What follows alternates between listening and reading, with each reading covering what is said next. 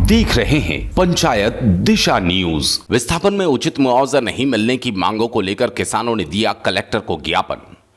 आजाद भारत में बांध परियोजना, राष्ट्रीय उच्च मार्ग, रेलवे लाइन, जलाशय निर्माण, खनन व्यवसाय, औद्योगिकीकरण एवं अन्य कारणों से हो रहे किसान गरीबों के विस्थापन की समस्या आज विमर्श के केंद्र में है। व्यक्ति की इच्छा के बगैर अपने रहने के स्थान से हटाकर कहीं अन्यत्र ले बसाना उन लोगों के लिए कितना कठिन होता होगा। विस्थापना से लोगों को पारंपरिक जमीन और परिवेश से विस्थापित होकर जीविका की तलाश का एकमात्र आधार ही समाप्त हो जाता है। विस्थापन के कारण आज लाखों किसानों को श्रमिकों में तब्दील कर दिया। पुश्तैनी घर को उजड़ते देख भयावह मंजर जैसा होता है।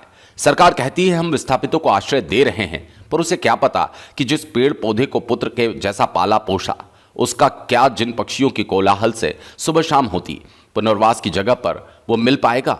ऐसा ही सोचना आज मध्य प्रदेश के सौंसर तहसील के नदेवानी और मुंगान पारा के किसानों का है, जिसके कारण आज किसान आंदोलन के लिए मजबूर है, लेकिन उनकी सुनने वाला कोई नहीं। विस्थापन के नाम पर किसानों को अपनी जमीन और घर छोड़ना पड़ा। मोहगांव जलाशय में डूब क्षेत्र के किसानों को नहीं मिला उचित मुआवजा, जिसके कारण आज किसानों की हालत खराब है। मोहगांव से आए किसानों का आरोप है कि अब तक हमारे 36 किसान भाइयों की मौत हो चुकी है, जिसमें 6 किसानों ने आत्महत्या की। आर्थिक तंगी के कारण 9 किसान नहीं करा पाए अपना इलाज, जिसके कारण उनकी मौत हुई। लेकिन उसके बाद भी मध्य प्रदेश की शिवराज सरकार हम असहाय किसानों की सुध नहीं ले रही, क्योंकि सरकार यदि हमारी जमीन नहीं लेती तो आज हमारी स्थिति कुछ और होती। छिंदवाड़ा जिले के सौंसर तहसील में मोहगांव जलाशय के नाम से डैम का निर्माण हो रहा है, जिसके लिए मध्य प्रदेश सरकार ने इस क्षेत्र के किसानों की जमीन अधिग्रहित कर ली। लेकिन किसानों का कहना है उन्हें उचित मुआवजा नहीं दिया गया, जिसकी मांग को लेकर सैकड़ों आदिवासी किसान परिवार आज छिंदवाड़ा कलेक्ट्रेट कार्यालय पहुंचे और ज्ञापन दिया।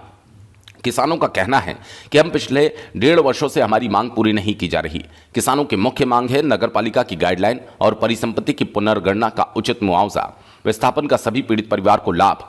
अपनी अन्य मांगों को लेकर किसानों ने आज छिंदवाड़ा कलेक्टर पहुंचकर ज्ञापन दिया। छिंदवाड़ा से राम कुमार ठाकुर की विशेष रिपोर्ट। जी बताइए, किन मांगों को लेकर आए हैं? जी हमारी अलग से कोई मांग नहीं है। नए भूअर्जन अधिनियम 2013-14 की हमारी जो मांग है उसी के आधार पर हम यहाँ आए, और जो भी हमारे साथ अनियमितता हुई है उसको सुधारने के लिए ही हम लोग यहाँ पर आए हैं। एक्चुअली क्या है, छिंदवाड़ा जिले में मोहगांव जलाशय करके एक जलाशय का निर्माण चालू है और इसका भूअर्जन 2014 में हुआ। 2014 में भूअर्जन हुआ, लेकिन 2013 में नया भूअर्जन लागू होने के बावजूद भी हमको पुराने भूअर्जन के हिसाब से मुआवजा दिया गया। उसमें भी बहुत ज़्यादा अनियमितता की है। आज भी आप चल के देख सकते हो, पुनर्स्थलरक्षण जो हुआ उसमें जो चीज़ें छूटी है और पुराने जो स्थलरक्षण है इसमें काफ़ी अंतर है। हम लोग के साथ बहुत ज़्यादा अनियमितता हुई है। हम लोग को 2.5 लाख रुपए हेक्टेयर का मुआवजा दिया है। अब आप बता सकते हो, छिंदवाड़ा जिले की सबसे बेस्ट जगह है मोहगांव। भूमि का सबसे ज़्यादा मूल्य मोहगांव हवेली में है और इसीलिए मोहगांव जलाशय का नाम दिया है। आज वहाँ 22 लाख रुपए हेक्टेयर का मुआवजा यानी उसके मूल्यांकन है और हम लोग को 2.5 लाख रुपए हेक्टेयर मुआवजा दिया है। जबकि भूअर्जन ही बोलता है कि नगरीय क्षेत्र के पास 15 किलोमीटर के अंदर किसी जलाशय का निर्माण होता है तो नगरीय क्षेत्र की गाइडलाइन देना चाहिए, लेकिन हम लोग को नगरीय क्षेत्र की गाइडलाइन नहीं दिया। परिसंपत्ति में बहुत ज़्यादा अनियमितता की गई। हमारे संतरे के पेड़ को पौधे बताकर, पनेरी बताकर छोड़ दिया गया है। 10,000 के लगभग संतरे के पेड़ को छोड़ दिया गया है, जिससे किसानों को बहुत ज़्यादा आर्थिक क्षति हुई है। और 10 से 12,000 संतरे के बड़े पेड़ों को छोटे पेड़ बताकर उनका कम मुआवजा आका गया। सागुन के पेड़, अन्य पेड़ों को बहुत ज़्यादा छोड़ा गया है। जो किसान को विस्थापन का लाभ मिलना चाहिए उन किसानों को विस्थापन से वंचित रखा जा रहा है। आप लोग खेत में रहते हैं, खेत में वाले को विस्थापन का लाभ नहीं मिलता करके हम लोग को छोड़ा जा रहा है।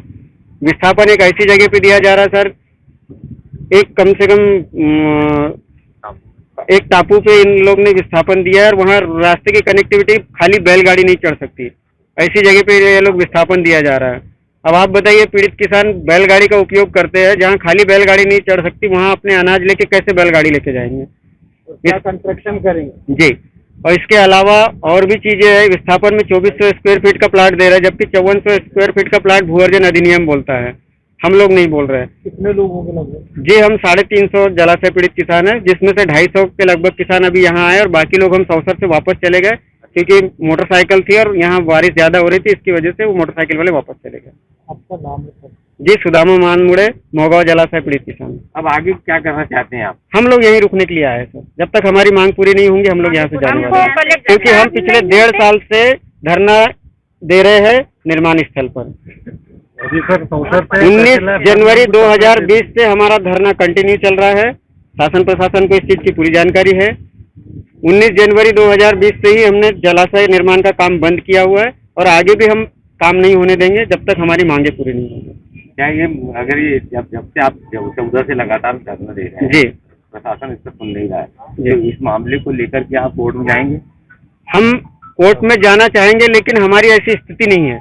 एक्चुअली हम सब ऐसे किसान हैं जो कोर्ट कचहरी, आज पहली बार हम लोग कलेक्टर आए हैं। बहुत सारे किसान ऐसे जो पहली बार कलेक्टर आए। अभी आपने देखा होगा हम लोग की गाड़ी वहाँ उड़ गई थी, हम लोग को नहीं पता था। हमको वो सामने गेट दिखा था, हम लोग को लगा कलेक्टर साहब को वही ऑफिस है करके हम लोग ने वहाँ गाड़ी डाल दिया था।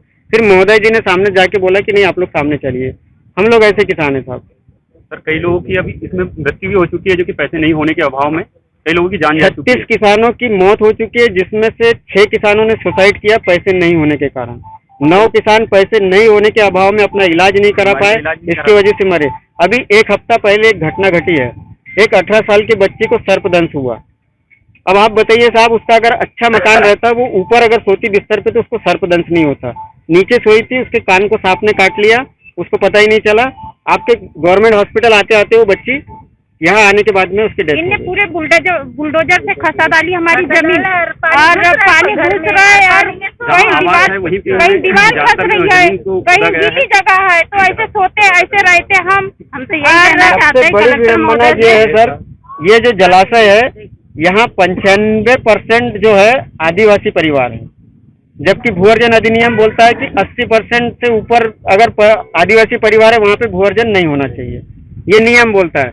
लेकिन यहाँ 95% आदिवासी परिवार होने के बावजूद भी यहाँ पर भूअर्जन किया गया। उसके अलावा सिंचित जमीन, बहुफसली जमीन में भूअर्जन नहीं होता। यहाँ सिंचित जमीन है और बहुफसली जमीन है। जब संतरे के पेड़ लगे हुए, संतरे का बगीचा लगा, इसे साफ जाहिर है कि जमीन भाई उपजाऊ जमीन। इन सब चीजों के नियमों का वायलेशन हो रहा है, तो मैं यही कह रहा हूँ कि अगर इसकी अगर कोई अगर सुनवाई नहीं होती तो आगे की स्टेप क्या करेंगे आप? हम कहीं कोर्ट भी जाएंगे? कहीं भी हम स्टेट रहेंगे। हम तो सबसे पहले सर प्रशासनिक लेवल पे चाहेंगे कि इस चीज का समाधान हो, क्योंकि क्या है कोर्ट कचहरी का मसला ऐसा है कि उसमें बहुत लंबा समय लगता है और हम लोग में से धीरे धीरे लोग वैसे ही खत्म होते जा रहे हैं। सर कोर्ट का आज हमारे पास 1 रुपए नहीं है, हम लोग ये साधन करके आए, सब लोग ने चंदा करके पैसा करके तो साधन लेके आए। आपको क्या लगता है यहाँ न्याय मिल जाएगा? भाई अपेक्षा तो शासन प्रशासन से तो हम कोई अपेक्षा कर सकते हैं। कलेक्टर है यहाँ नहीं सुनवाई होगी तो हम प्रदेश लेवल पे देखेंगे। प्रदेश लेवल पे भी अगर सुनवाई नहीं होगी क्या है तो फिर तो कोर्ट के अलावा दूसरा कोई